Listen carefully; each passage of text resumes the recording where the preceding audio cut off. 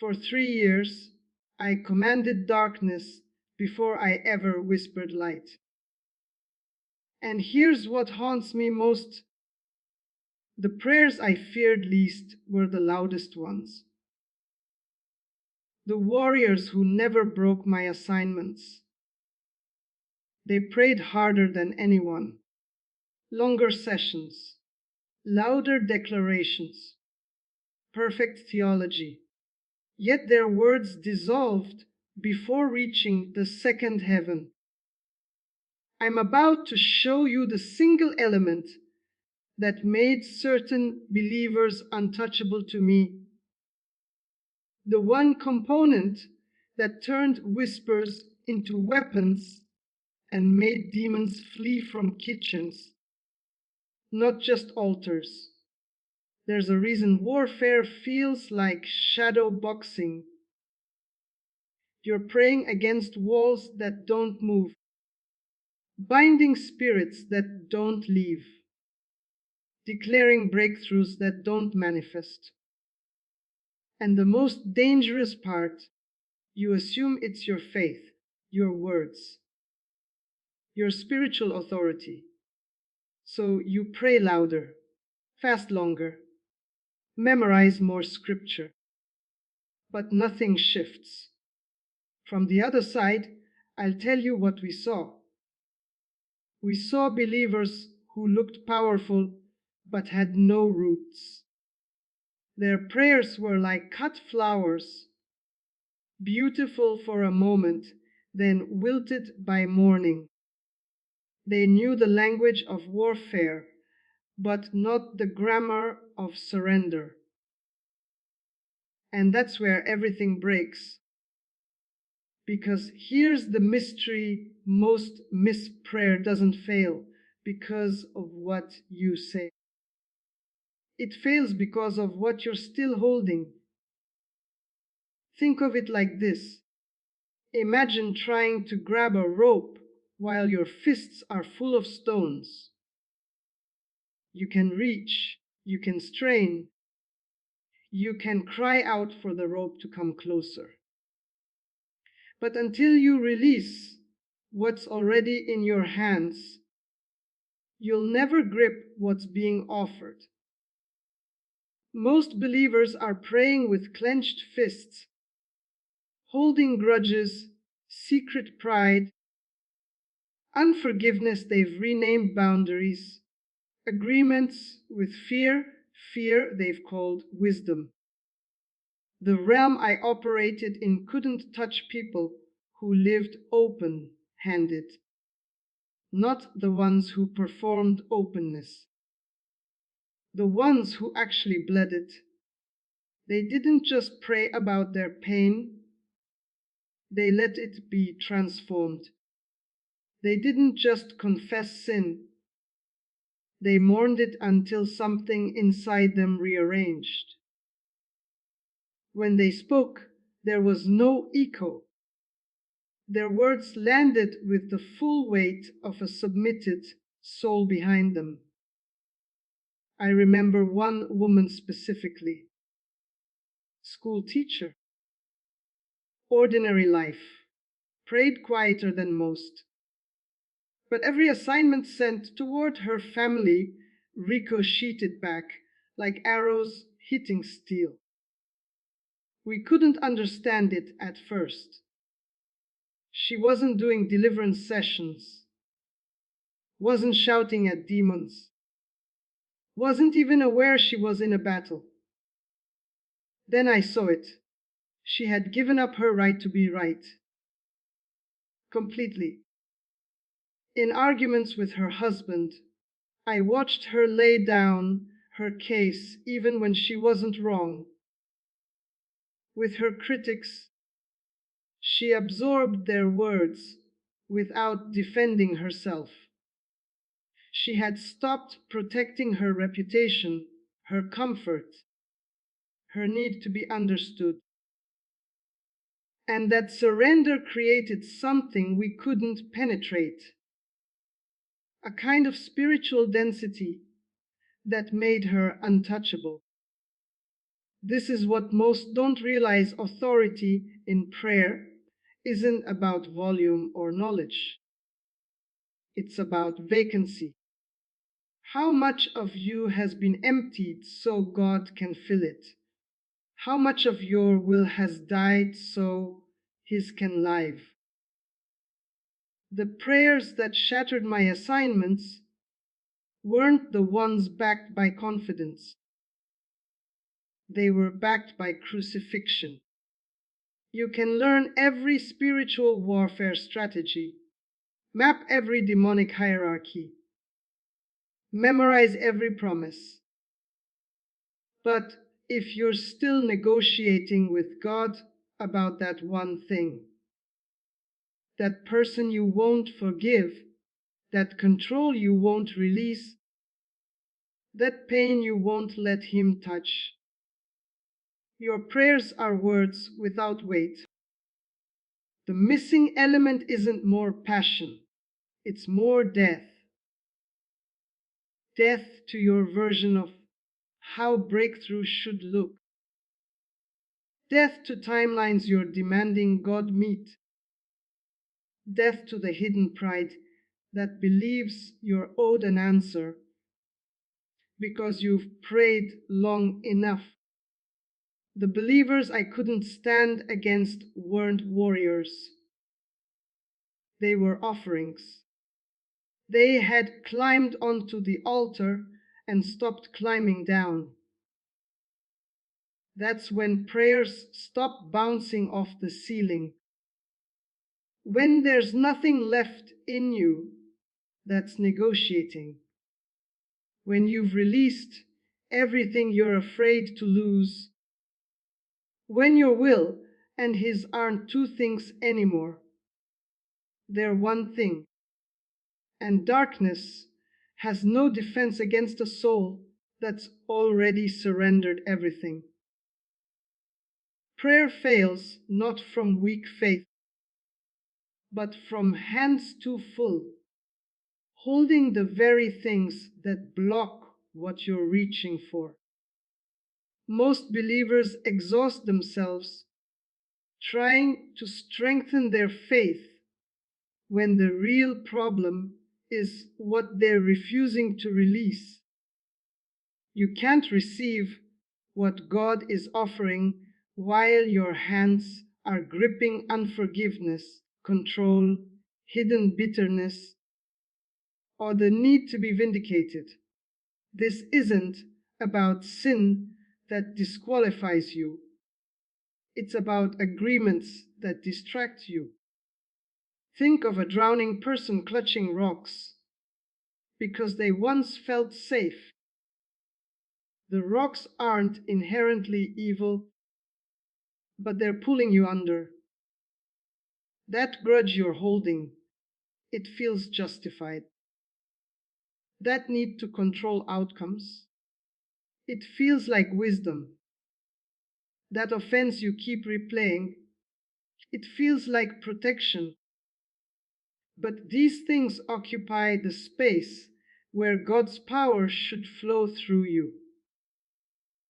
From the demonic perspective, we never worried about people who prayed with theological precision. We worried about people who prayed after they'd released everything. Their prayers had a gravitational pull because there was nothing in them resisting God's will. No hidden agenda, no secret timeline they were defending, no part of their heart they'd roped off with, God can have everything except this. The breakthrough you're praying for might be waiting on the other side of the thing you're afraid to let go. That relationship you're clinging to. That reputation you're protecting. That pain you're nursing because it's become part of your identity. God isn't withholding because He's testing your endurance. He's waiting for your hands to open, because what he wants to give you is bigger than what you're holding. But you'll never know until you release your grip. Empty hands receive, clenched fists just age. Spiritual authority isn't measured by what you declare, but by what you've died to. The surrendered soul carries weight demons cannot ignore. There's a vast difference between performing authority and possessing it. You can memorize every warfare prayer, shout every biblical declaration, and still have words that evaporate before they reach the spiritual realm. Why? Because authority doesn't come from what you know. It comes from what you've surrendered. In the kingdom of darkness, we could sense the difference immediately. Some believers spoke with volume, but no substance. Their prayers were like smoke, lots of movement, no impact. But others, even their whispers carried weight that made assignments unravel. The difference wasn't their education, their charisma, or even their years of service. It was how much of themselves they'd placed on the altar. True spiritual authority is forged in the hidden places where no one's watching.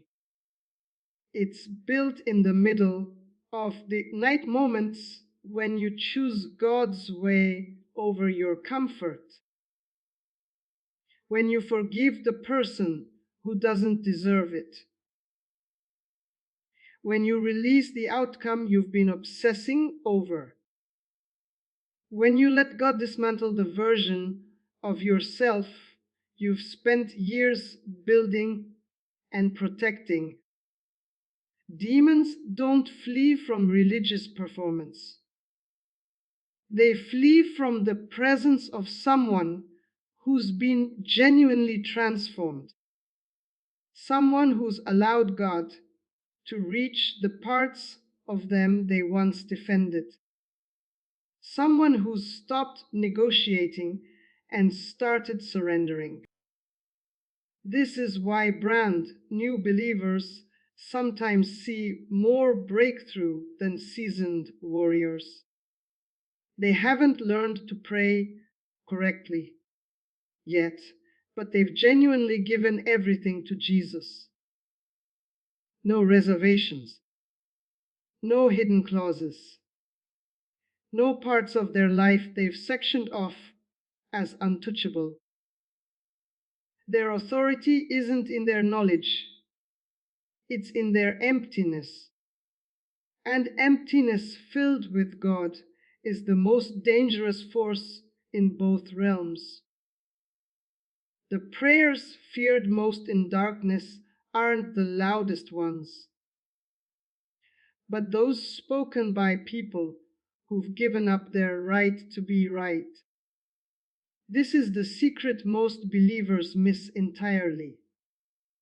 You can wage warfare all day, but if you're still demanding your way in the mundane moments, your prayers have no teeth.